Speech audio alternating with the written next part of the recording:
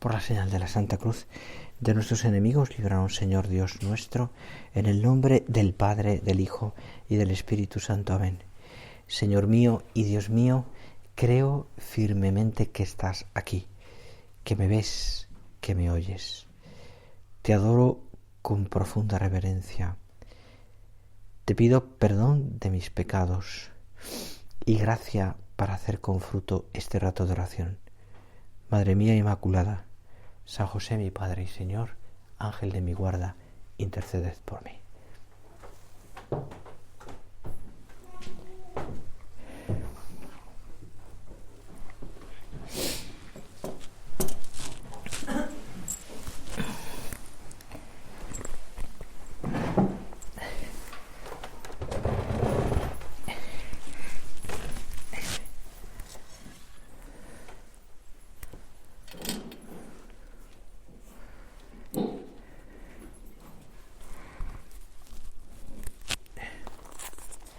¿Os hace falta esta luz de arriba? Igual no hace falta, ¿no? No es por ahorrar, yo no tengo ninguna. Vale. Bueno, seguimos con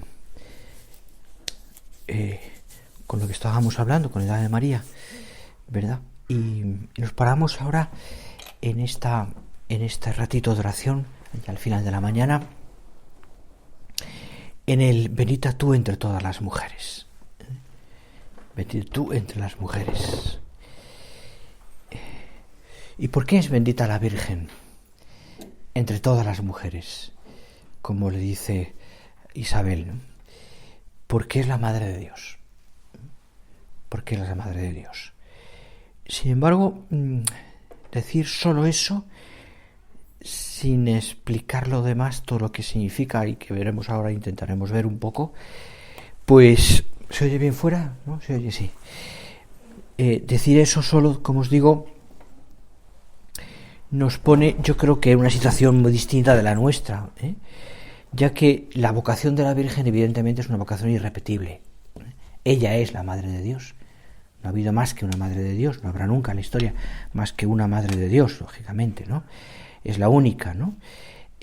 Pero creo que fijándote en el Evangelio se puede decir mucho más de todo eso.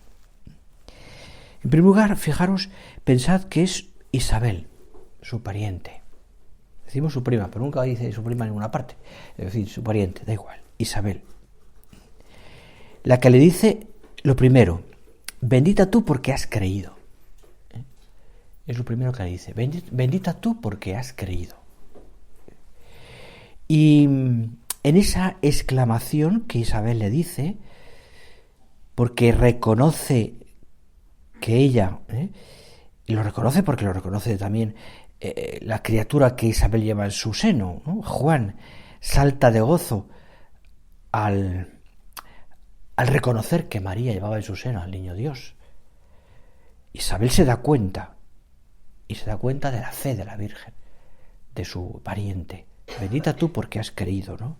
Y entonces esa exclamación es el motivo que está puesto en que ella ha creído en el mensaje, en que, podemos decir, se ha fiado de Dios.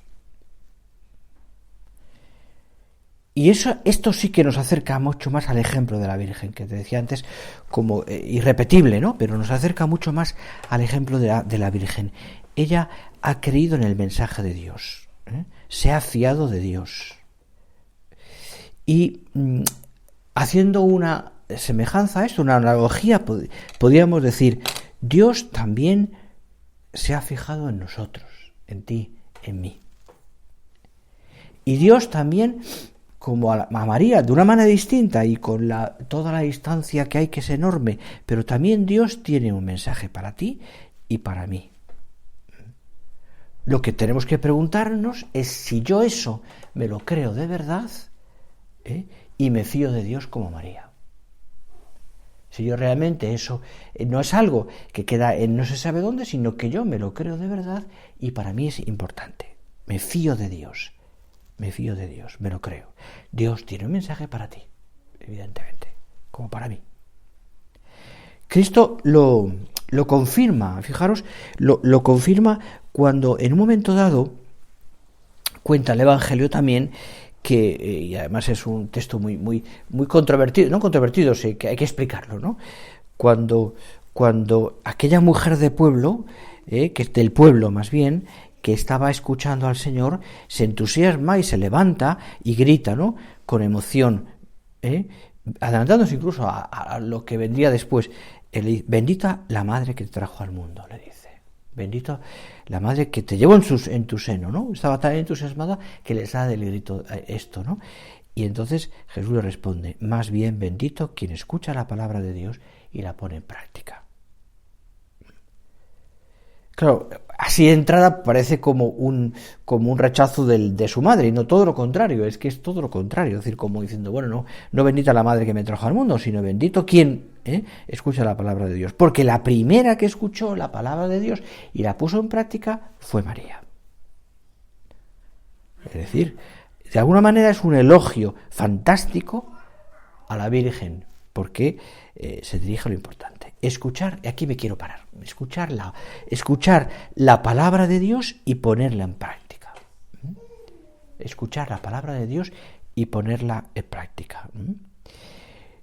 Claro, si nosotros podríamos pensar, o sea, aunque fuera una hipótesis, ¿no? Que no, absurda, pero hubiéramos recibido un mensaje tan claro como el de la Virgen, también lo pondríamos en práctica inmediatamente. Pero yo, no sé, esto habría que pensar un poco más. Porque en el mensaje de María con el ángel hay más cosas. Hay más cosas. Fijaros que el ángel en ningún momento le revela a la Virgen, le dice a la Virgen nada de su virginidad. El ángel lo sabía, porque evidentemente tenía un conocimiento perfecto de las cosas, pero lo sabía. Pero el ángel no le dice nada. Es María quien le revela al ángel el propósito. Y que ha tenido esa determinación. Claro, esto es muy serio. O sea, es un tema complicado, ¿no? Al mismo tiempo, ¿no? Porque humanamente hablando, la decisión de María de permanecer virgen, como así fue además, es sorprendente y más en aquella cultura, donde ese tipo de entrega a Dios de la virginidad no existía. ¿Por qué? Porque el pueblo había sido elegido, Dios había revelado que en el pueblo, de ese pueblo vendría el Mesías y por tanto, de la descendencia de ese pueblo. Por eso cualquier mujer judía sabía que de su estirpe, de su descendencia, podía venir el Mesías. Y más de la casa de Judá, de la estirpe de David, al que pertenecía también la Virgen. Por tanto, es sorprendente, es decir, que María haya elegido eso, es decir, que María se haya decidido a esa virginidad cuando parece que va en contra de los planes de Dios. Por eso te digo que humanamente hablando, esa decisión de la Virgen no es comprensible, humanamente hablando, insisto. Que una mujer, o sea, ya en la cultura judía, la esterilidad era una especie de maldad, una especie de, no de enfermedad, sino una especie de castigo, ¿no? Fijaros que habla, por ejemplo, de Abraham, ¿no? Abraham, su mujer, no podía tener hijos. Y aquello era para ellos era como pues un dolor, ¿no? Como cualquier madre, ¿no? Que no puede tener hijos, que es un dolor. Luego Dios también con la fe eso se supera, pero entonces Dios, claro, le concede ese privilegio después de cuando ya siendo muy mayor, ¿no? Y nace Isaac, ¿no? Y lo mismo le pasa a Isabel, que también no podía tener hijos, y Dios, a través de una intervención divina, le concede al niño Juan, ¿no? Claro, pero en María no era así, en María podía tenerlos, y sin embargo ella había decidido todo lo contrario. Por eso era todo sorprendente. Es decir, que renunciara voluntariamente a tenerlos podía suponer que no quería colaborar con los planes de Dios. Por tanto, incomprensible. Y ella, mujer sensata, profundamente creyente, practicante, pues toma una decisión en su oración. ¿Por qué? Porque siente que Dios le va a pedir algo. No sabe qué. Porque de alguna manera ella ve qué es lo que Dios le pide. Claro, esto es difícil de comprender, ¿no? Y aquí sí que estamos. Es decir, ella no toma esa decisión de ser virgen en previsión de la maternidad divina. Es decir, no se pone a disposición de Dios en ese sentido, ¿no? Es decir, es como le pudiéramos preguntar a la Virgen María, dímenos, madre, ¿por qué decidiste esto? Es decir, ¿qué viste en tu oración? ¿Qué es lo que te decidió a sentir eso, ¿no? ¿Por qué te ofreciste al Señor de esa manera? De esa manera. Sin embargo, fue así. Tampoco lo entiende José. Es decir, quizás los padres de María se quedaron más tranquilos cuando ya decide tomar como esposo, hay una decisión de tomar como esposo a José y empieza una vida distinta, pero también José no entiende, no sabéis toda la historia, como no lo entiende, ¿no? Y sin embargo, María calla. Es impresionante la historia, como María calla. Confía en Dios, no explica, calla. Y Dios respeta la decisión de la Virgen. Por eso, en este proceso de la Virgen no es todo lineal. Es decir, hay momentos de oscuridad.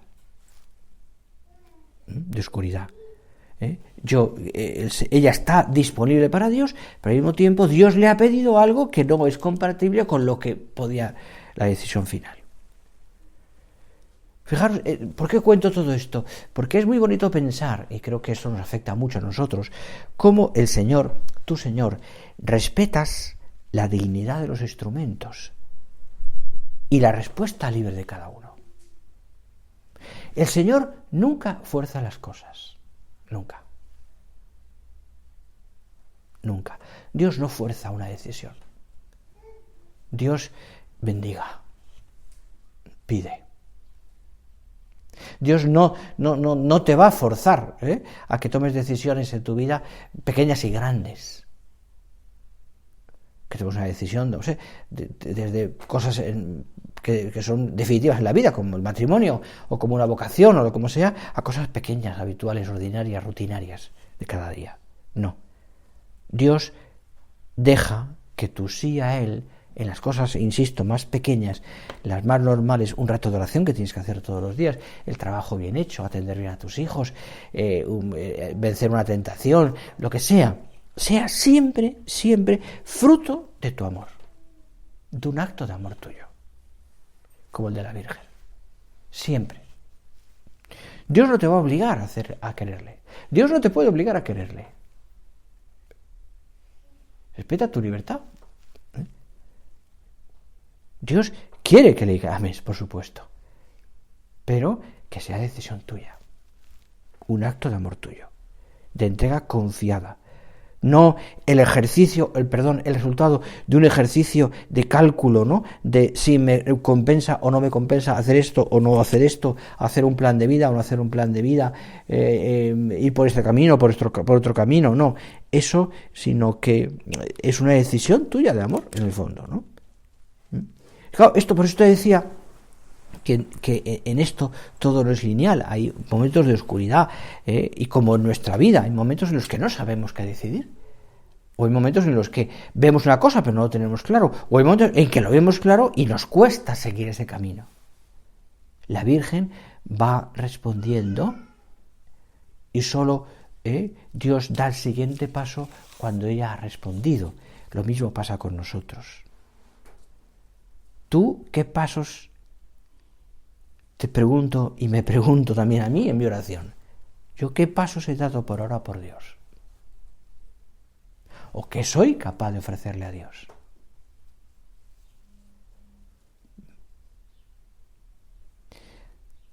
A veces queremos entender primero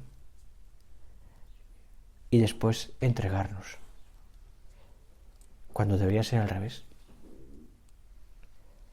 Y esto se cumple a la letra en la Virgen. Primero se entrega, hágase en mí, sin saber qué puede pasar después.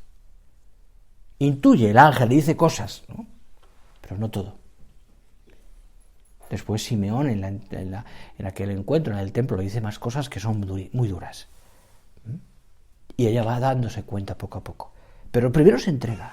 Le ofrece al Señor su virginidad, a cambio de nada. No va a Dios con una especie de calculadora pensando, a ver, ¿qué me ofreces tú? A ver si yo te lo puedo dar. O a ver si merece la pena. Ella en la Anunciación da otro paso de entrega, está. ¿Qué es lo que lleva haciendo toda la vida la Virgen? Responde que sí al momento sin saber qué le llevará y cuál será la consecuencia. Es la vida que además nos ha enseñado los santos siempre. Los santos han sido hombres que ante la llamada de Dios, sin entender todo, porque Dios tiene sus tiempos y Dios las cosas las va haciendo a poco. Y Dios es como, en el fondo también es tan natural como lo que tú mismo enseñas a tus hijos. En la formación de tus hijos vas poco a poco. No se puede como descubrir todas las cosas, o sea, tienes que ir poco a poco para que el niño vaya comprendiendo, ¿no? Y en la formación, también lo académico, tiene un proceso, todo tiene un proceso. Entonces, en la formación de una persona también, todo tiene una especie de plano inclinado donde una persona va dando pasos, conforme da esos pasos va creciendo. La vida de los santos ha sido así. Pienso, por ponerlo ejemplo, por el cariño que hay, pues en San José María. Cuando tiene 16 años, Dios le hace ver una primera cosa. Antes también ha habido momentos en el que el Señor le ha hecho ver, no le hace ver todo, le hace ver en concreto unas huellas en la nieve de un carmelita descalzo que le impresionan tanto que piensa, ¿qué puedo hacer yo por Dios? Ya veremos qué puede ser, pero en ese momento hay un estallido en el alma, que es el inicio de una vocación, que le hace decir, algo más tengo que hacer yo por Dios.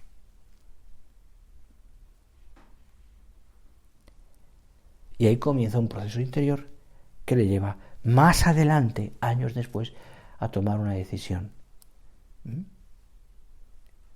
De seguir un camino que no era el que él había pensado, pero que le pone en disposición de poder saber qué es lo que Dios le pedía, en concreto hacerse sacerdote. Es decir, primero dice, te sigo, Señor. Y esto nos cuesta mucho a nosotros. Primero es, Señor, lo que tú quieras. Lo que tú quieras.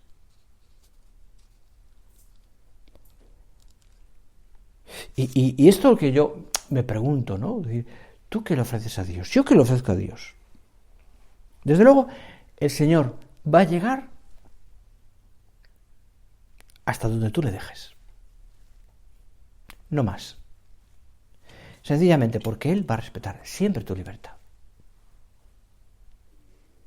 Él actuará, por supuesto, y lo hará a través de pequeñas insinuaciones. Es como en todo esto, es decir, Dios es tan respetuoso con nuestra libertad que Dios no nos puede obligar a nadie. Si Dios te dijera las cosas de una manera tan evidentes, pues evidentemente, si no lo hicieras, pues estarías ofendiendo a Dios. No ofendiendo, estarías no obedeciendo a Dios. Siempre hay un margen de error. Más que un margen de error, un margen de incógnita. De incógnita. En todo. En una vocación, en pequeñas cosas. Estás eligiendo el buen camino. Estás haciendo lo que debo hacer. Muchas decisiones tuyas, familiares, que a lo mejor las estás pues eso, compaginando o comentando con tu marido. O decisiones con los hijos, decisiones tuyas personales, lo que sea, ¿no? Siempre hay, no tenemos una evidencia de todo. Es imposible. Metafísica, donde no nos podemos equivocar, ni siquiera física muchas veces. Siempre hay un margen de error, siempre está el uso de la libertad, y menos cuando Dios nos tiene que decir algo. Mucho menos. ¿Por qué? Porque Dios es delicadísimo a la hora de respetar tu libertad. Insisto, si Dios te dijera, este es tu camino, no te dejaría decidirlo tú. Lo tienes que hacer. Ni siquiera un director espiritual te puede decir, este es tu camino. No. te puede insinuar, te puede orientar, te puede marcar una orientación, pero en el fondo eres tú quien tienes que decidir ese camino, ese sitio, eso es lo que tienes que hacer, etcétera, ¿no? Es decir, ahí Dios, por eso te digo que hay oscuridades, ¿no?, en todo esto, porque Dios tiene ese respeto por nosotros también, ¿no? Y esto, claro, tú que le ofreces al Señor, ¿no? Es decir, actuará hasta donde tú le dejes. Quizás, pues, el ejemplo de alguien, una conversación, algo que te lleva, es que estás en tu oración, el ejemplo de otra persona, un libro, insinuaciones. Mire, don Javier, a mí es que a Dios no me insinúa nada. A lo mejor es que no te has puesto en disposición de que te insinúe. A lo mejor es que no estamos poniendo el corazón a la disposición del Señor para que el Señor nos diga, ¿no? A lo mejor es que quizás tengamos que hacer un poquito más de oración para que Dios nos pueda decir.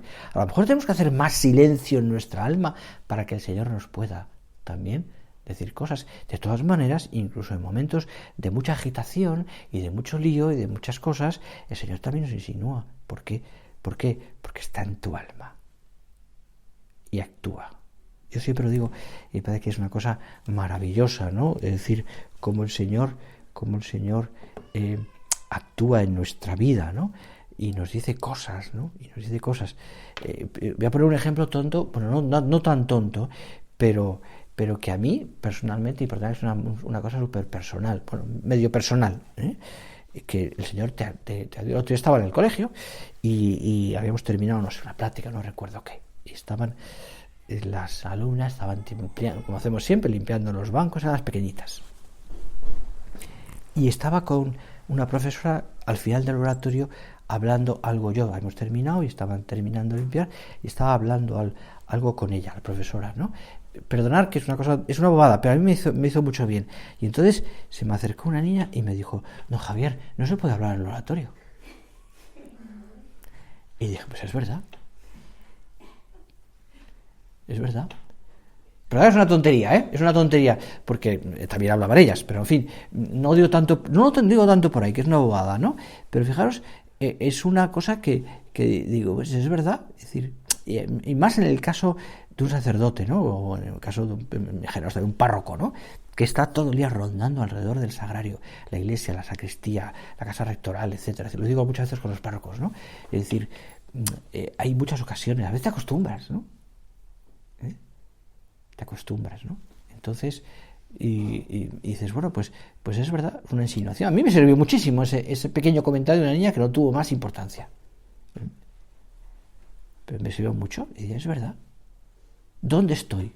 A mí me hizo pensar, ¿dónde estoy? Está aquí Dios.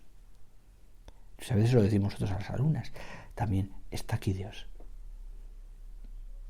Bueno, y eso, trasládalo tú, y perdonad el ejemplo tan personal, también trasládalo tú a tu vida personal.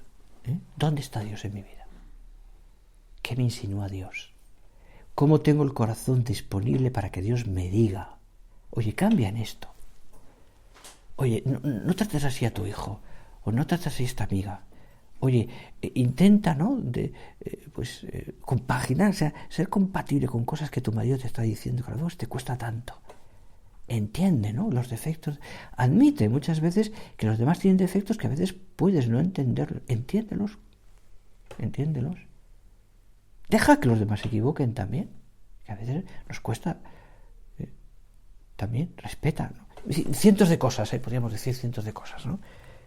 Pero es como actúa Dios con nosotros, en el fondo lo que se estaba diciendo. Es lo que se actúa, ¿no? Insisto, escuchar la palabra de Dios y ponerla en práctica. A veces no la escuchamos. ¿Te acuerdas de aquella historia tan tonta pero simpática, ¿no? Es decir, también debe ser leyenda esto, pero esas terribles inundaciones en un pueblo, el nivel del agua que subía y subía y subía, ¿no? Y entonces fueron desalojándole Sacó a la gente, la protección civil empezó a sacar a la gente, en coches potentes, tal, recorrió las casas, llegaron a una donde había un señor muy devoto de Santa Bárbara. Y le pidieron por favor que dejara la casa, y él dijo que no pensaba irse, que era su casa, que estuvieran tranquilas, porque estaba encomendado a Santa Bárbara y Santa Bárbara le iba a salvar. Siguió lloviendo, el agua siguió subiendo, pasó al segundo piso, llegaron entonces unas barcas del ejército a sacar los últimos que quedaban.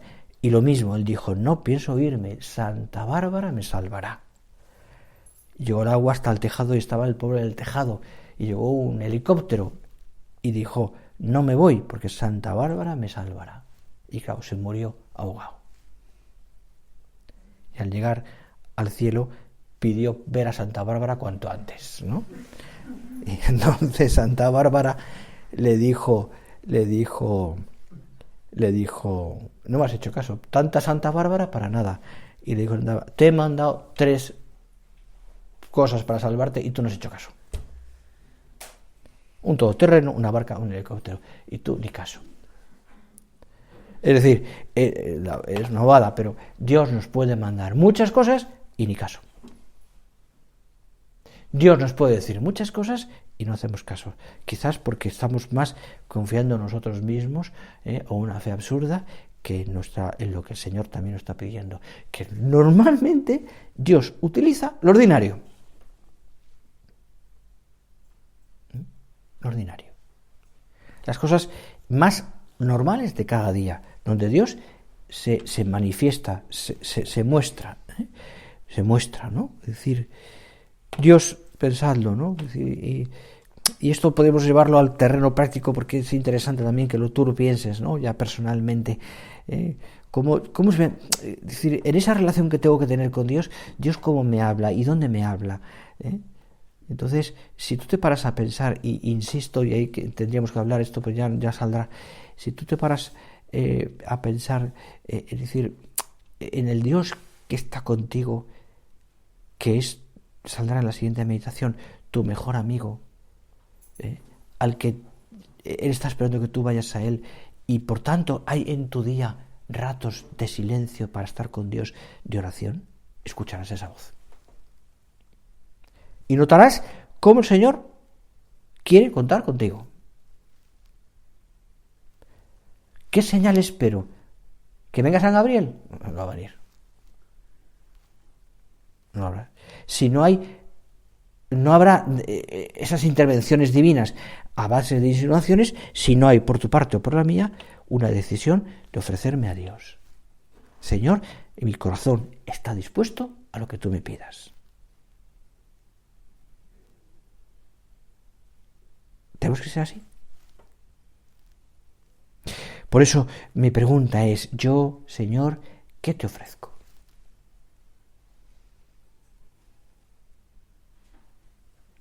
¿Qué te ofrezco? ¿O por qué me pides a mí esto, Señor? Y quizá lo que preguntar es, ¿por qué yo no?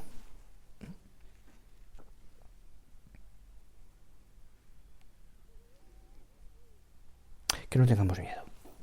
Que el Señor es muy bueno con nosotros y que el Señor nos va diciendo, decir, y repito lo que antes te decía, ¿no?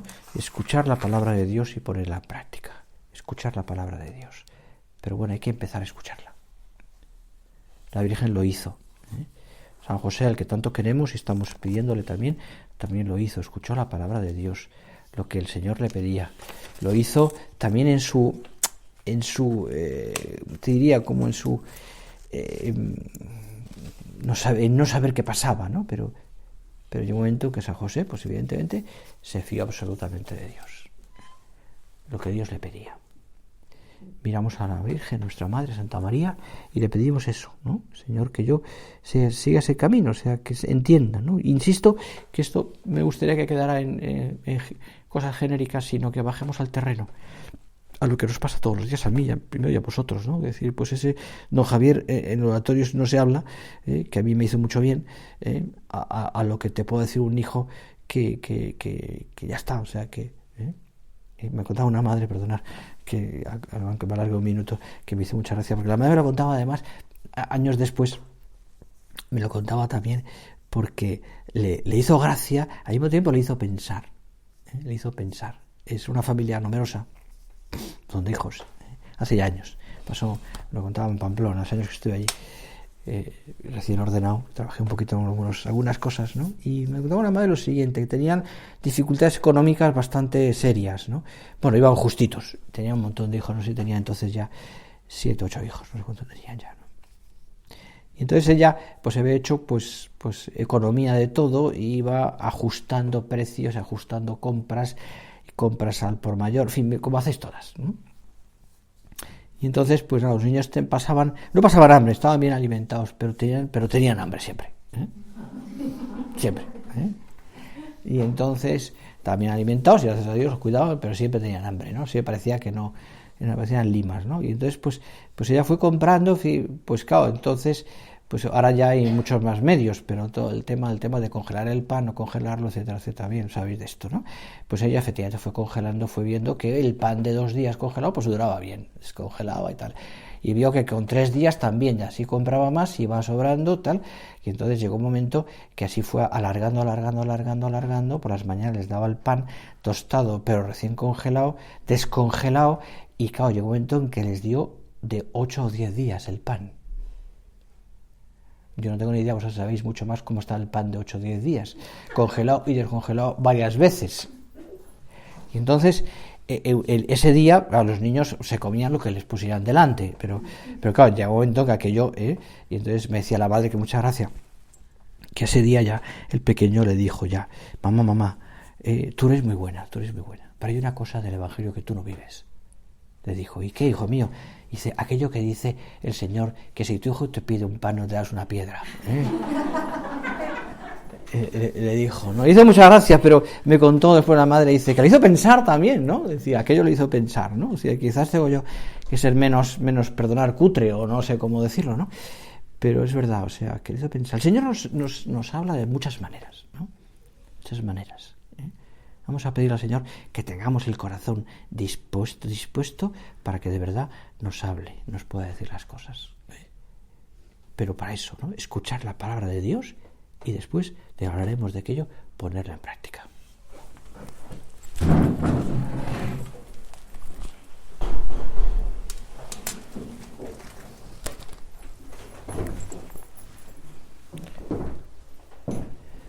Te doy gracias, Dios mío, por los buenos propósitos, afectos e inspiraciones que me has comunicado en esta meditación. Te pido ayuda para ponerlos por obra. Madre mía Inmaculada, San José, mi Padre y Señor, Ángel de mi guarda, interceded por mí.